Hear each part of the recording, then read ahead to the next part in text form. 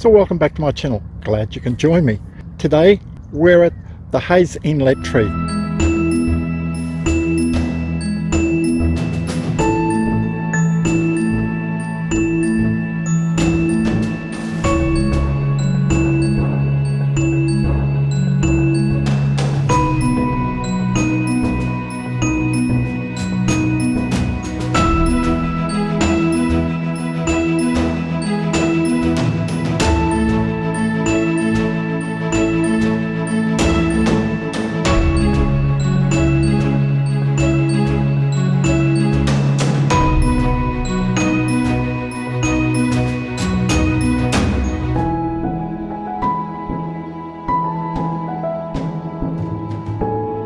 So this is what I'm looking at photographing at the moment. You can see the tree's just leaning to our left. So if I come around here just a little bit more, you notice that the tree's actually standing out more from the background. And that's what I want to do. But I can't go too far this way, or else I'm just going to lose the clouds. You might be thinking, these clouds aren't going to have much light. Well, we might be very wrong about that, because as the sun set, these clouds could actually give us some really nice light. And what I was saying about the tree blending into the background, if I come back over here, all the way here, now this is where the clouds look the best. Look at that. Although the clouds look the best here, to me the tree blends into the background, and this is what I don't want. Unless the colour moves, I'm going to be photographing from the other spot. Let's all get set up. I was here maybe 6-8 months ago to photograph sunset, and on that day, just like today, there was a lot of clouds about, but poof, they just disappeared. So I photographed a cloudless sunset. No need to do another cloudless sunset. But with the direction that the sun is today, and we can see it's shining some beautiful colours on this tree here, because at this time of the day, 15 minutes to sunset, the light is getting very soft. It's golden light. It's just perfect. We're going to get some beautiful images at sunset, but not of the sunset. Hopefully, I'm hoping that these clouds will just come up with a bit of color. Even if these clouds don't line up, our final image is going to be, I would say, 10 times better than photographing into the sun, because there's only one spot that I could be if I was photographing into the sun, and that was right in the shady area of the tree and having the sun behind the tree. We've got another photographer here this afternoon. Her name's Lisa, and she's quite new to photography, and she said, oh, I've never really been here before.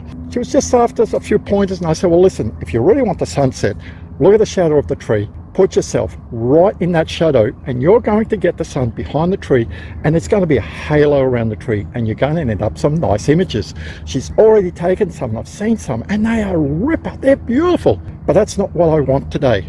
You can see my camera is actually quite low today. Why? Because I don't want to see too much of the foreground here.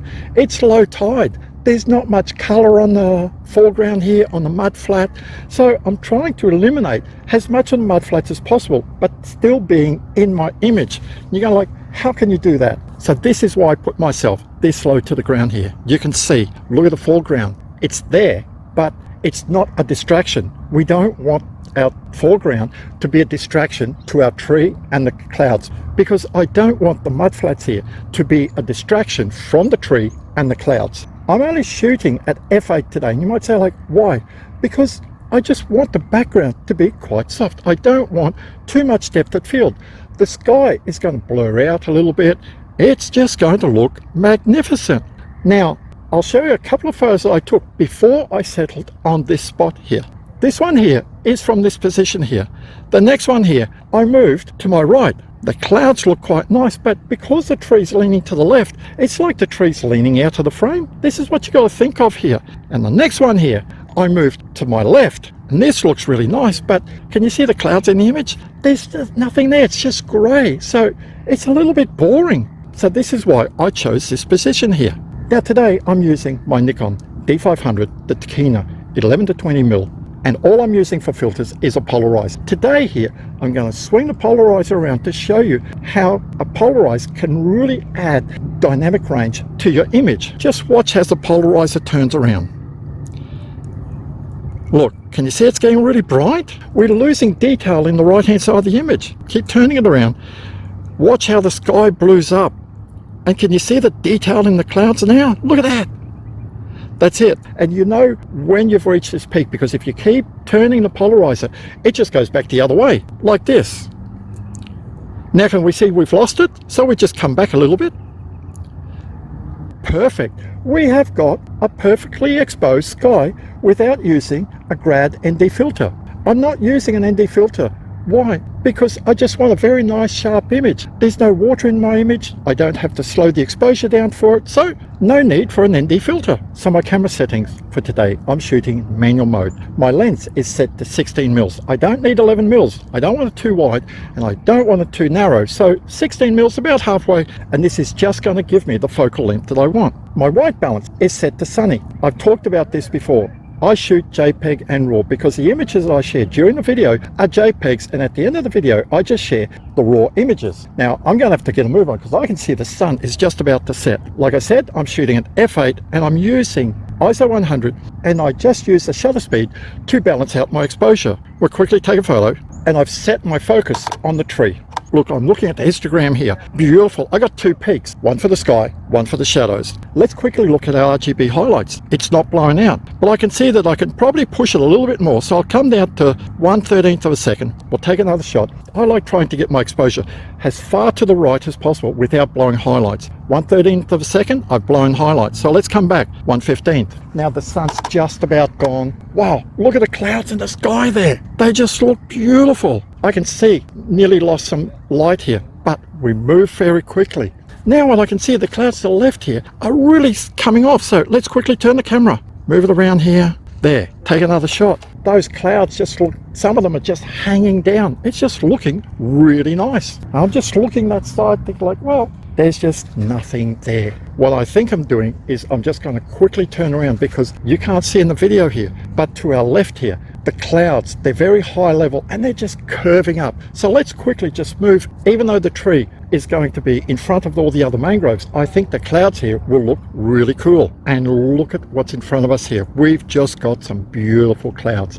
Now, because they're so soft, we've got to be very careful not to blow the highlights. The tree in the foreground here is going to look a little bit dark, but in Adobe Lightroom, I'm going to put a radial filter around this tree here and just bring out some of the highlights. So using the radial filter, I'll increase the brightness of the tree and it'll act like a vignette around the whole tree and it'll look amazing. We've lost quite a bit of light already. Using touchscreen, I'll just focus on the tree here. I'm still shooting at f8 and I'm at 1/6 of a second. This is looking really nice. Now I'm at 20 mils here. Really, if I want to accentuate this tree here, I should go much closer in. Keep it at this angle here. Why? So that most of the tree is up in the clouds. That's what we're going to do. We're just going to go closer into the tree. So we've moved in a bit. I'm only about 6-7 meters from the tree. And you can see here on the video, we're seeing more on the video here, but look how close. I'll take a photo here. Now I've got to adjust my shutter speed. I'm at 1/4 of a second now. Take a photo, still ISO 100, still f8. Look at that, that is just so nice. If I come down to f5.6, now we've got to adjust our shutter speed. Remember, you adjust one, you got to adjust the other one. I'm at 1/6 of a second. That just looks so nice. This is something that I talk about in my videos. You've got to be able to think on your feet. I know when you're starting out sometimes it's a little bit hard, but this is why YouTube is so good. Not just watching my channel, but other photographer channels as well. They give you ideas and they show you how people who've been taking photos for a long time, how they think on their feet. I get it wrong sometimes, I'll admit that, but I saw where I wasn't going to work out. Why keep frustrating yourself? Why keep in that spot and go like, well, it just didn't work out? Quickly move around, say like, look around the scene and go like, well, the clouds are changing. I'm looking now and the clouds were pink here a couple of minutes ago. Over there, the clouds are lighting up again. I've gotten a photo that I want here. Do I need any more? Not at all. I could quickly turn around now and it looks like we've got a storm coming, and the top of the clouds, remember at the start of the video I said those clouds just could light up, and they're lighting up. So let's get cracking, let's move. This will most likely be our last image for today. So I cheated a bit. Takes time to move my camera around. I took the photo first. By the time I've set my ZV-1, the light has gone, but as soon as I moved, put the tripod down here, I'm all the way out to 11 mils. I'm still only about 10 meters from the tree, but because I'm tilting up, look at this image here. You see, like, the tree's tilting away, and it's so nice. We've got the tree tilting one way, and the clouds, they're filling up the right-hand side of the frame. This image wouldn't be a success if it was just a bland sky. Now, I took this image only 3 minutes ago. We'll take another one here. I'll show you the difference just in 3 minutes. This is why sometimes you've got to work real quick. So this is the image we just took now.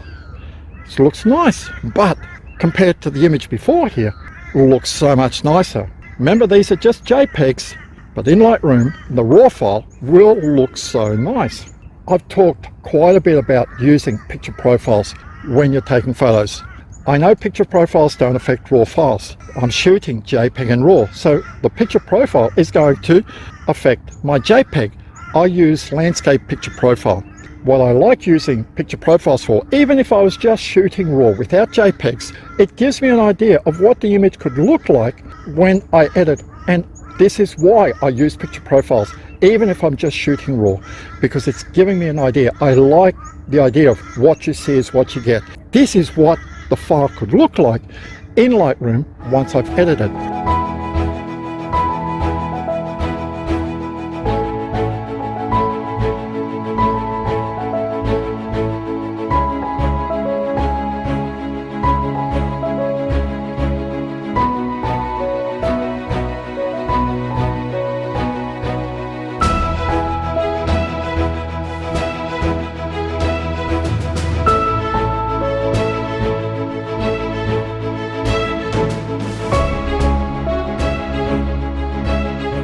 If you liked the video, give me a big thumbs up, stay safe, enjoy photography. I'll see you next time.